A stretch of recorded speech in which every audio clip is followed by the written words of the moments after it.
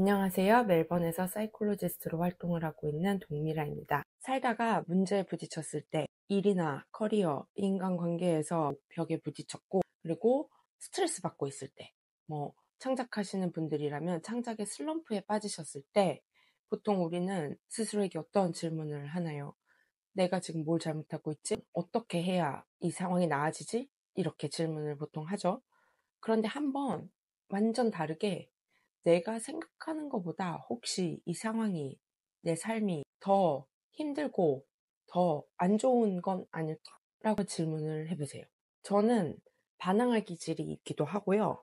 또 심리학적인 이유에서도 이 자기계발 시대에 끊임없이 강제로 경직되게 무조건적으로 물어붙이는 이 긍정 마인드셋에 굉장한 알레르기 반응이 있습니다. 왜냐면 그 긍정 마인드는 우리에게 항상 도움이 되지는 않거든요. 우리를 더 힘들게 하고 아프게 하고 우리를 이 힘든 상황에 갇히게 만드는 건 오히려 우리가 생각보다 덜 비관적이어서일 수도 있어요. 이게 무슨 소리냐? 보통 우리가 힘든 상황에 마주쳤을 때 스트레스 받고 우울해하고 불안해하면 나 왜 이렇게 비관적이지? 라고 생각해요. 근데 오히려 반대일 수 있어요. 충분히 비관적이지가 않아서 오히려 더 갇혀있고 스트레스 받고 아파하고 계실 수도 있어요. 우리는 어떤 문제를 엄청 어렵다고 생각하죠. 근데 내가 생각하는 것보다 이 상황은 우리의 삶은 더 최악일 수 그냥 있어. 우리가 지금 아니면 겪고 있는 문제를 아예 풀 수 없는 문제라고 한번 가정을 해보자라는 거예요. 만약에 우리가 지금 커리어에서 부딪힌 벽 아니면 인간관계에서 부딪힌 벽이 풀 수 있는 문제라고 생각을 하면요. 그렇게 긍정적으로 생각을 하면요. 알게 모르게 그거를 어떻게 해결해 볼까 끙끙대게 되죠. 근데 만약에 그런 문제를 아예 풀 수 없는 문제라고 생각을 하면요. 우리는 그런 문제를 계속 붙잡고 해결하고 그러다 지치고 무력해지고 우울해지고 불안해지는 거를 막을 수도 있어요. 예를 몇 개 들어볼게요. 요즘 현대 사회에서 현대인으로 살아가시면서 할 일이 항상 많지 않나요? 투두 리스트, 해야 할 일들 리스트. 그래서 그게 너무 많아서 스트레스 받을 때 있잖아요. 이거 큰일 났다. 너무 바빠가지고 미쳐버리겠다. 또 해도 끝이 없다. 이런 느낌이에요. 근데 사실 그 리스트는 원래 아무리 해도 끝이 없어요. 다 하면 또 할 일이 생기고 그 투두 리스트를 줄여 나가는 도중에 또 투두 리스트는 또 생기고 또 쌓여요. 그러니까 할 일이 많아서 이걸 다 끝내야 되는데 이렇게 생각하면서 오는 스트레스는 그 할 일이 많아서 힘든 게 아니라 그걸 다 끝내야 된다라고 생각하니까 그 불가능한 걸 하려고 하니까 힘든 거예요. 또 다른 예, 많은 현대인들이 불안함에 시달리죠. 왜냐면 미래가 불확실하고 내 커리어, 이 관계, 내 자식 문제 등등 내 경제 상황 다 불안정하잖아요.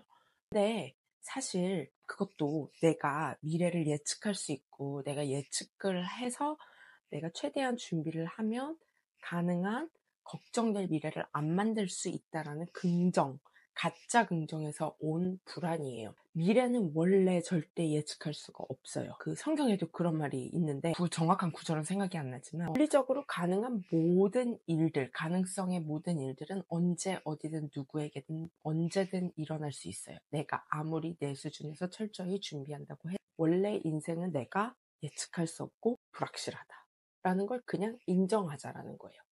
그렇다고 준비하고 계획한다는 게 의미가 없는 게 아니고요. 그런 거를 미래에 내가 이렇게 준비함으로써 미래를 좀 더 안정적으로 예측할 수 있게 만들어야겠다. 만들 수 있다라는 생각이 우리가 절대 얻을 수 없는, 추구할 수 없는 그 불가능한 거를 쫓음으로써 오는 불안이라는 거죠. 세 번째로는 직장 커리어에서 영어로 임포스터 신드롬이라는 게 있어요. 어떤 직종이든 일하면서 사람들한테 내가 그 자리에서 그 위치에서 능력 있는 존재로 활동을 하는 것처럼 보이고 활동을 하는데 속으로는 내가 그렇게 느끼지 못하는 것.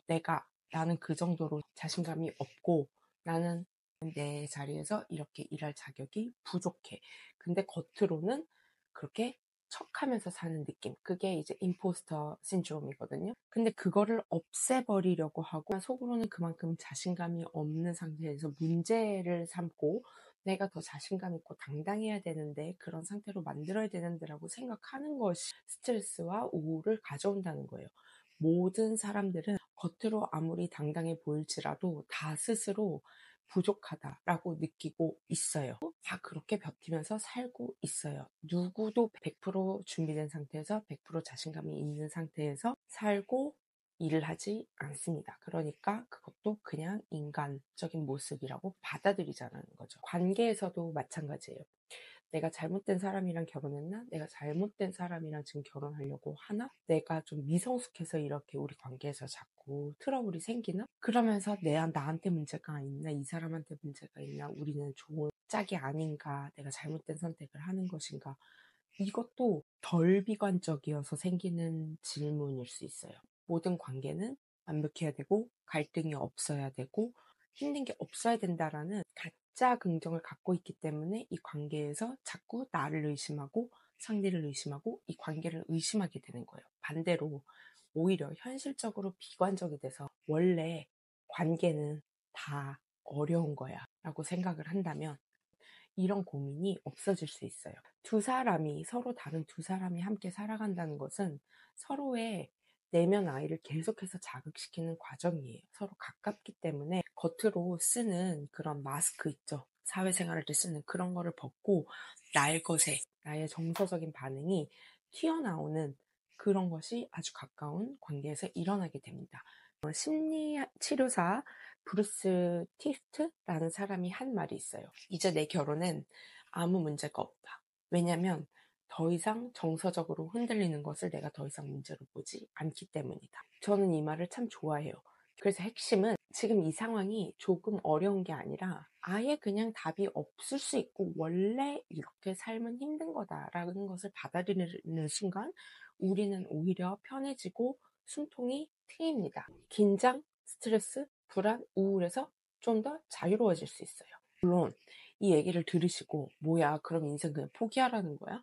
뭐 다 힘들 거면 원래 인생은 힘든 거면 애쓰지 말고 그냥 막 살라는 거야? 라고 받아들이실 수도 있어요.